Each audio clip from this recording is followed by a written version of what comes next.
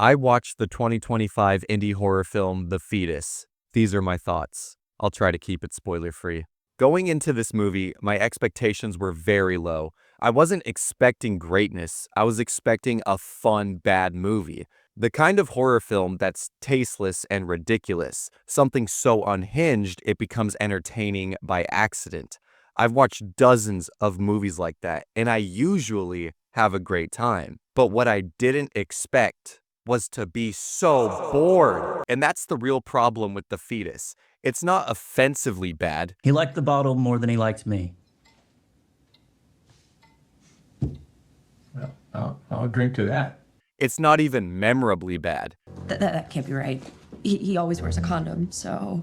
It's just a movie that feels totally unsure of itself. It's unsure of its tone, its themes, and what kind of experience it wants to give the audience. On paper, The Fetus should work. It's a horror story about an unwanted pregnancy that turns out to be demonic, tied to generational trauma and religious corruption, and there's a literal gateway to the underworld involved. Those are solid ingredients for a horror film. However, the issue is that the movie clearly wants to be several things at once. It's trying to sit somewhere between body horror and dark comedy, and instead of blending those tones with intention, it just drifts between them, scene to scene, sometimes moment to moment. It feels like the movie hasn't decided how it wants you to feel, and when a film doesn't know what it is, the audience never does either. Alessa is the emotional center of the story, but she never develops any kind of real arc. She starts the movie afraid and overwhelmed, and she ends the movie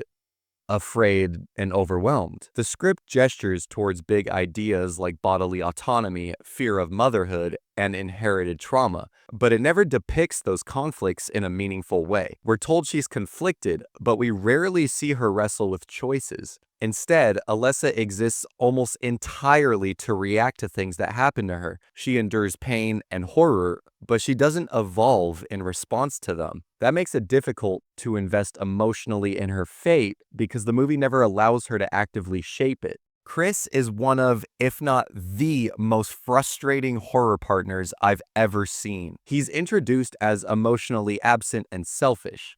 That could have worked if the movie treated that behavior as a starting point, but instead of developing him, the script simply switches him. One moment, he's minimizing Alessa's fear. The next, he's suddenly protective and willing to do anything. There's no psychological bridge between those versions of him. His morality shifts based on plot necessity and not character growth. Decisions that should haunt him barely register before the movie moves on. What should have been a decent transformation ends up feeling completely arbitrary.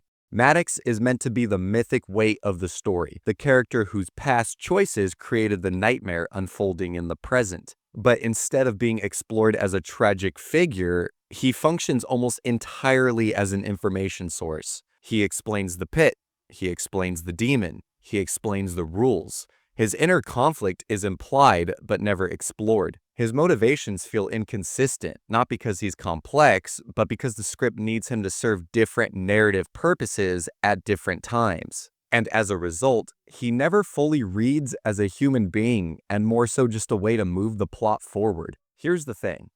The plot itself isn't incomprehensible. All of it is explained clearly enough. The problem is how it's delivered. Instead of letting the audience discover information through action and consequence, the movie relies heavily on exposition. Characters tell us what things mean instead of letting events give them meaning. And because of that, the story never truly builds. There's no steady escalation of stakes, no sense that each decision makes things worse in an irreversible way. The movie repeats the same beats without deepening them, which drains tension instead of increasing it. The tone of the film is the movie's biggest failure. This is where The Fetus really collapses. Scenes that should be horrifying are undercut by awkward humor.